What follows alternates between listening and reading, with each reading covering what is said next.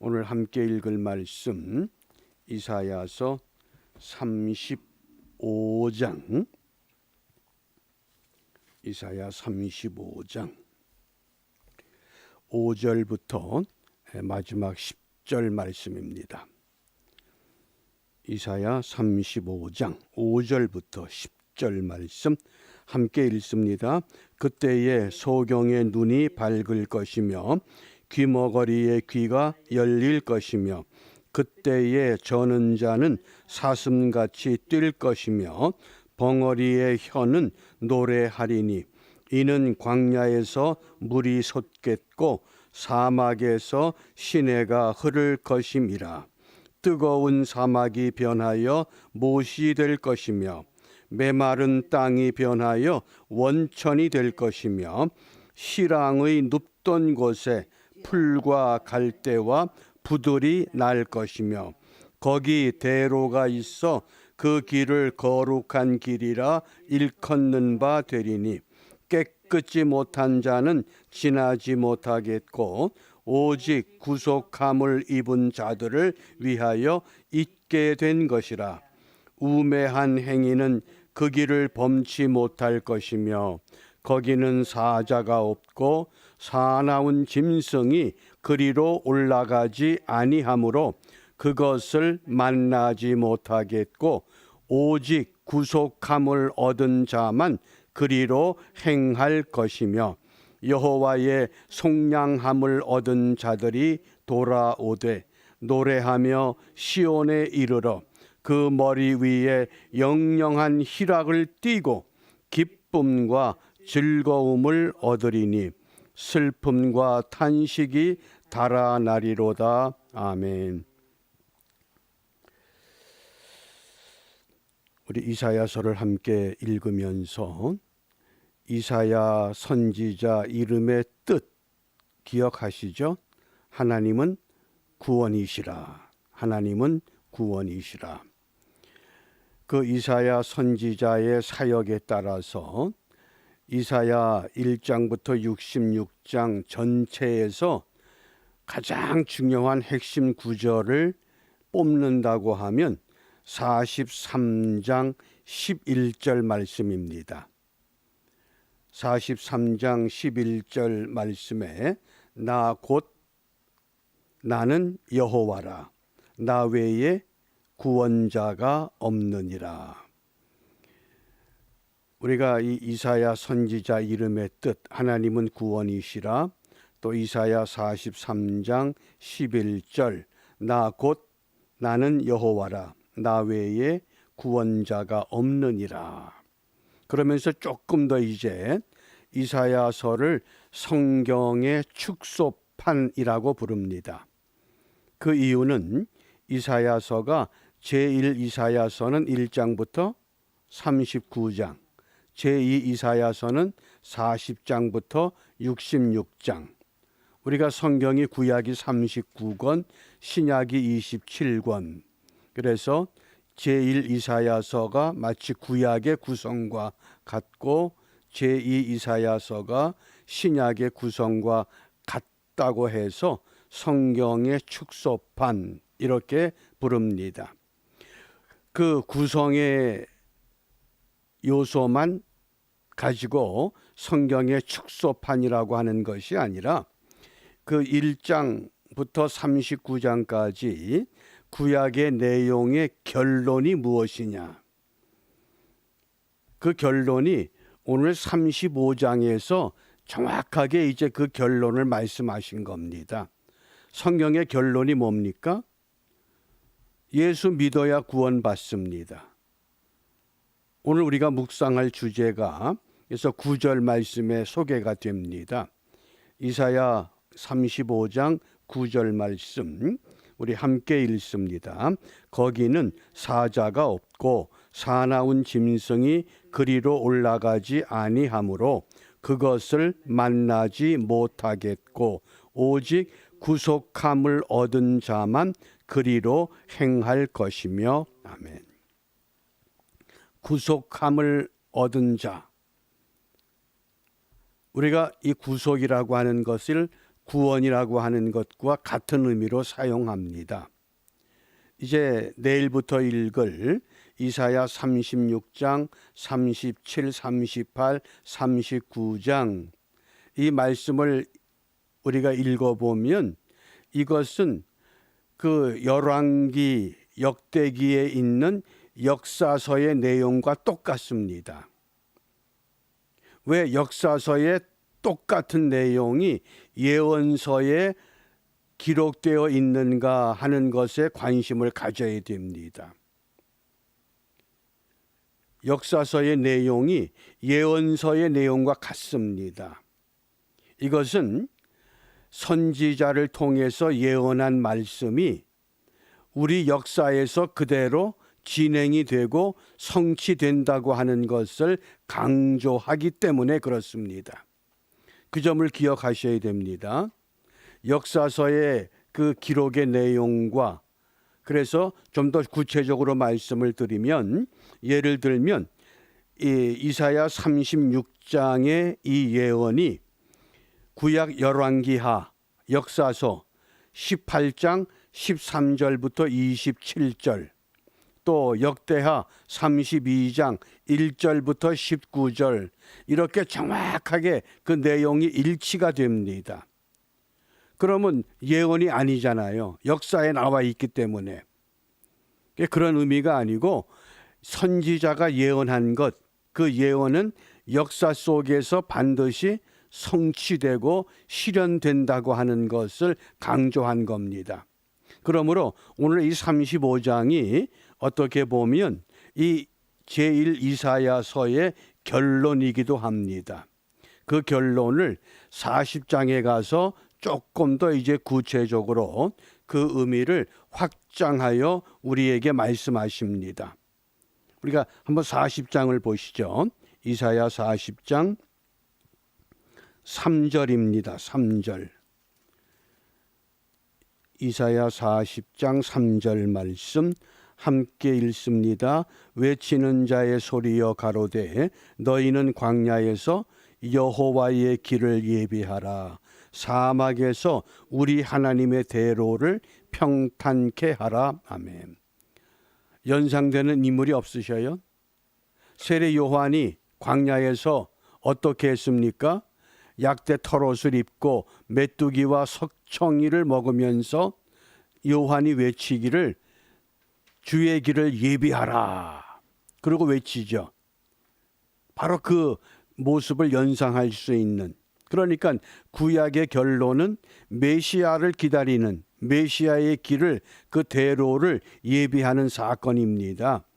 오늘 이사야 선지자를 통해서도 그와 같은 말씀을 우리에게 전하고 있습니다. 그래서 우리가 이 성경의 결론이 되는 이 구속의 사건, 이 구속이라고 하는 것, 우리가 구속을 구원이라고 하는 의미로 같이 사용합니다마는 성경에서 구속이라고 말씀할 때에 두 가지 의미를 갖고 동시에 사용된다고 하는 것을 기억해 주시기 바랍니다. 구속이라고 하는 것은 구원의 의미에 한정된 것이 아니라 첫 번째 이 구속의 의미는 어떤 의미가 있느냐? 죄 사함의 의미가 있습니다. 구속은 죄 사함이다. 이게 첫 번째 의미입니다. 우리 첫 번째 의미를 우리 말씀을 통해서 확인해 봅니다. 우리 에베소서 1장 신약 에베소서 1장 7절 말씀입니다. 에베소서 1장 7절. 구속은 곧 죄사함입니다. 이게 첫 번째 구속의 의미가 구원과 일치하는 말씀입니다. 1장 에베소서 1장 7절 같이 읽습니다. 우리가 그리스도 안에서 그의 은혜의 풍성함을 따라 그의 피로 말미암아 구속 곧 죄사함을 받았으니. 아멘. 구속은 죄사함과 일치하는 구원을 의미합니다. 또 이 말씀이 골로새서 1장 14절 말씀에도 그의 아들 안에서 우리가 구속 곧 죄 사함을 얻었도다. 그래서 이것을 우리가 흔히 영적 구원이다. 우리 몸은 그대로 아직 이 땅에 머물고 있습니다. 그러면서 일상생활을 계속 반복합니다. 그러므로 몸이 구원받은 것이 아니고 영적인 구원이다. 우리가 그렇게 이해를 하고 또 그렇게 신앙생활을 해옵니다. 그런데 하나님의 말씀을 보면 이 구속이라고 하는 것이 영적인 구원, 죄 사함의 의미에만 묶여 있지 않다고 하는 겁니다. 두 번째 구속의 의미는 조금 더 폭을 넓혀서 부활의 의미를 내포하고 있습니다. 우리가 구속되었다고 하는 것은 우리가 장차 구원받을 것이다. 거기에 한정된 것이 아니라 분명히 부활까지도 내포하는 말씀입니다. 우리 에베소서 4장입니다. 에베소서 4장 30절 말씀. 에베소서 4장 30절 함께 읽습니다. 하나님의 성령을 근심하게 하지 말라. 그 안에서 너희가 구속의 날까지 인치심을 받았느니라. 아멘. 여기서 구속의 날은 언제입니까? 우리 몸이 부활하는 날입니다. 그래서 몸의 부활까지도 내포하고 있는 것이 구속이라고 하는 겁니다. 장차 영적으로 구원받는, 지금 여기서 영적으로 구원받은 것으로 한정한 것이 아니라 우리의 몸까지도 구속함을 받았습니다. 그래서 구속의 날까지 인치심을 받았다. 이 말씀을 사도 바울은 로마서 8장 23절에서 이뿐 아니라 또한 우리 곧 성령의 처음 익은 열매를 받은 우리까지도 속으로 탄식하여 양자 될 것 곧 우리 몸의 구속을 기다리느니라. 몸의 구속까지 포함한 겁니다. 그러므로 우리가 영적인 구원뿐만 아니라 이 땅에서 우리 몸도 구원받았기 때문에 오늘 다시 본문으로 돌아가 보길 바랍니다. 선지자 이사야가 우리에게 어떠한 삶을 명하시는가? 우리가 어떤 삶을 살아야, 우리 몸도 구속이 된 몸입니다. 내 몸이 장차 구속되는 것이 아니라 이 구원과 죄사함과 더불어서 내 몸도 구속이 되었기 때문에 우리가 어떤 길을 가야 되느냐? 그 이사야 35장 8절입니다.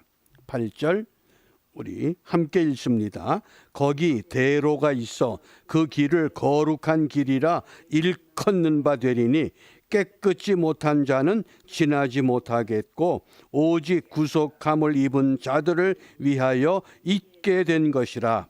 우매한 행위는 그 길을 범치 못할 것이며. 아멘. 여기 거기 대로가 있다. 영어 성경에서 보면은 고속도로 하이웨이 이 단어를 썼습니다. 뭐 좁고 협착한 길이 아닙니다. 엄청나게 넓고 누구든지 쉽게 찾아갈 수 있는 길. 왜요? 예수 믿으면 구원받기 때문에. 그런데 그 길은 어떤 길이냐? 첫 번째, 거룩한 길이다 그랬습니다. 거룩한 길. 이걸 현대인의 성경에서는 성결한 길. 그러니까 무슨 뜻입니까? 몸의 구속도 우리가 이루었기 때문에 어떤 삶을 살아야 된다? 거룩한 삶, 성결한 삶을 살아야 된다. 그래서 성결한 삶, 구속함을 얻은 사람들은 두 가지의 우리가 삶을 회복하고 나가야 됩니다. 그 첫 번째가 깨끗이 못한 자는 지나가지 못하겠고, 무슨 뜻입니까? 반대로 하면 깨끗한 사람만 구속함을 받고 그 길을 갈 수 있다고 말씀합니다. 깨끗한 사람은 어떤 사람입니까? 그것이 바로 우리 죄의 문제를 해결한 사람입니다. 죄 사함을 얻은 사람입니다. 출애굽기 15장 13절에서 주께서 그 구속하신 백성을 은혜로 인도하시되, 구속한 백성을 은혜로 인도해 가십니다. 어떻게 주의 힘으로 그들을 주의 성결한 처소에 들어가게 하신다. 내 힘으로 하는 것이 아니라 주의 힘으로 우리를 성결한 처소로 이끌어 가시겠다고 약속하셨습니다. 그러므로 우리는 깨끗한 사람의 모습을 늘 회복하면서 이 땅에서 하나님의 사람으로 반듯하게 세워지는 일을 위해 우리가 함께 수고해야만 합니다. 그 다음 두 번째입니다. 8절 말씀을 계속 보면 거기 대로가 있어 그 길을 거룩한 길이라 일컫는 바 되리니 깨끗이 못한 자는 지나지 못하겠고 그리고 오직 구속함을 입은 자들을 위하여 있게 된 것이라. 그리고는 우매한 행위는 그랬습니다. 어리석은 사람은 그 길을 갈 수가 없습니다. 반대로 말하면 지혜로운 사람만 그 길을 갈 수 있다. 이렇게 말씀하십니다. 그러면 지혜로운 사람과 어리석은 사람의 차이가 무엇입니까? 하나님의 임재를 생각하며 살아가는 사람은 지혜로운 사람입니다. 시편 14편 1절에 어리석은 사람은 그 마음에 하나님이 없다, 하나님이 임재해 있지 않다 이렇게 생각하고 살아간다고 주장합니다. 또 동일한 말씀이 시편 53편 13절에서도 어리석은 자는 그 마음에 하나님이 없다, 하나님이 안 계신다 이런 생각을 갖고 살아간다고 정의하고 있습니다. 그러므로 오늘 이 깨끗한 사람 또 지혜로운 사람 이러한 사람들을 어떻게 말씀하셨느냐? 그 결론이 10절 말씀입니다. 35장 10절 말씀을 함께 읽습니다.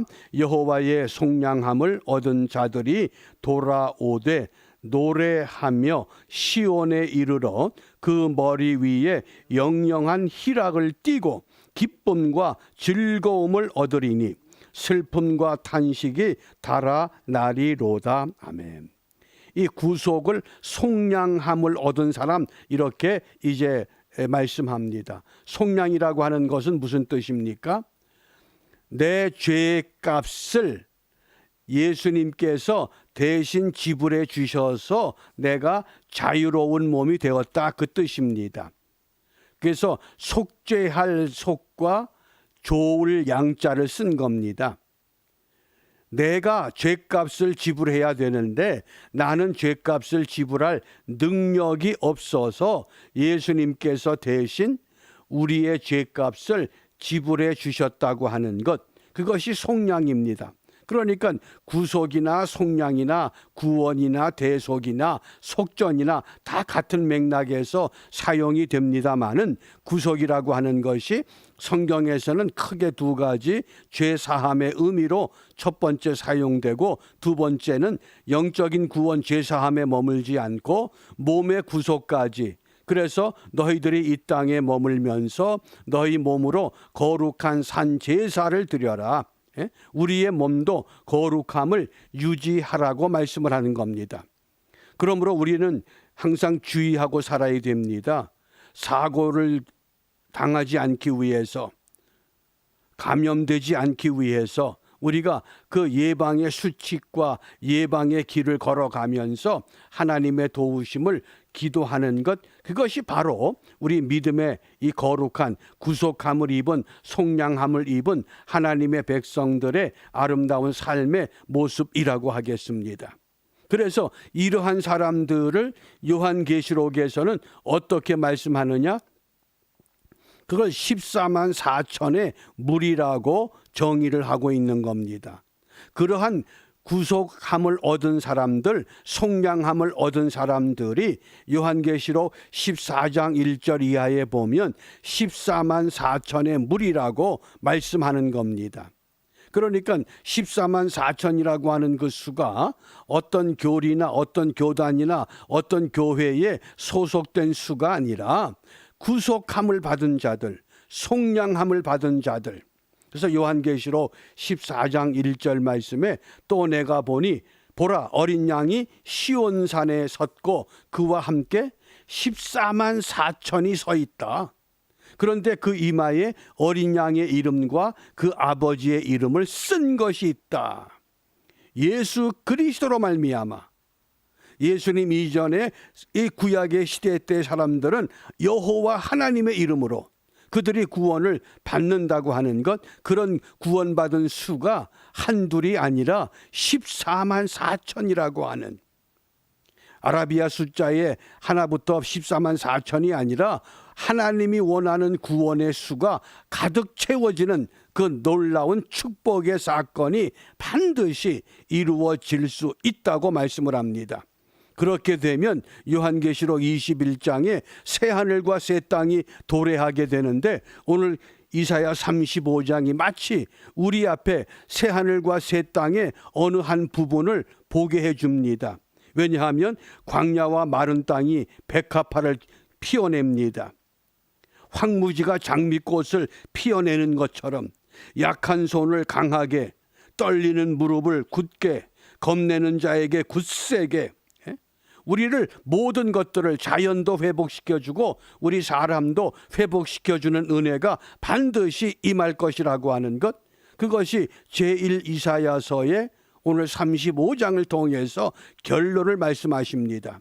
그 결론된 사건이 이제 36장부터는 구체적으로 이스라엘의, 유다의 역사 속에서 어떻게 예언되었고 어떻게 성취되었는가를 명확하게 말씀하고 증거합니다. 그러므로 우리가 이 코로나 바이러스 팬데믹 세상에서 전염병이라고 하는 것이 우리의 몸을 두렵게 합니다. 그러나 한 가지 분명한 믿음은, 하나님은 결코 그 약속을 포기하지 않습니다. 어떤 사람들을 위해서, 깨끗한 사람들을 위해서, 거룩한 길을 찾는 그 사람들을 위해서, 지혜로운 사람들을 위해서. 그러므로 우리가 오늘도 이 믿음을 갖고 오늘 주 안에서 그 기쁨과 즐거움을 얻고 우리가 이 믿음으로 승리하는 은혜의 한 날이 펼쳐질 수 있기를 주님의 이름으로 축복합니다. 기도합니다. 전능하신 아버지 하나님, 옛적에는 선지자 이사야를 통하여 환난과 우고 속에서도 하나님의 언약이 반드시 성취되어 가고 있음을 우리에게 알게 하여 주신 것처럼, 오늘날은 보혜사 성령께서 우리와 함께 하심으로 이 땅에 두렵고 고통과 절망의 일들이 우리를 힘들게 할지라도 그 가운데서 주님과 더불어서 믿음의 새로운 세계를 향해 나갈 수 있는 은총을 약속하셨사오니, 우리가 그 약속을 굳게 믿고 어떠한 환경 가운데 있든지, 어떠한 괴로움과 고통 가운데 있든지, 주님께서 이미 이 땅에서 세상을 이겼다고 승리를 선포한 것처럼 우리도 주님과 더불어 이 땅에서 승리를 선포하는 은혜가 오늘 이 하루도 펼쳐질 수 있도록 우리 모두를 하나님의 손으로 붙잡아 주시고 하나님 편에만 든든히 세워 주시기를 원합니다. 이러한 은혜가 우리에게 임할 것을 확신하며 주님께서 가르쳐 주신 기도로 함께 기도합니다. 하늘에 계신 우리 아버지, 아버지의 이름을 거룩하게 하시며 아버지의 나라가 오게 하시며 아버지의 뜻이 하늘에서와 같이 땅에서도 이루어지게 하소서. 오늘 우리에게 일용할 양식을 주시고 우리가 우리에게 잘못한 사람을 용서하여 준 것 같이 우리 죄를 용서하여 주시고 우리를 시험에 빠지지 않게 하시고 악에서 구하소서. 나라와 권능과 영광이 영원히 아버지의 것입니다. 아멘. 아멘. 마치겠습니다.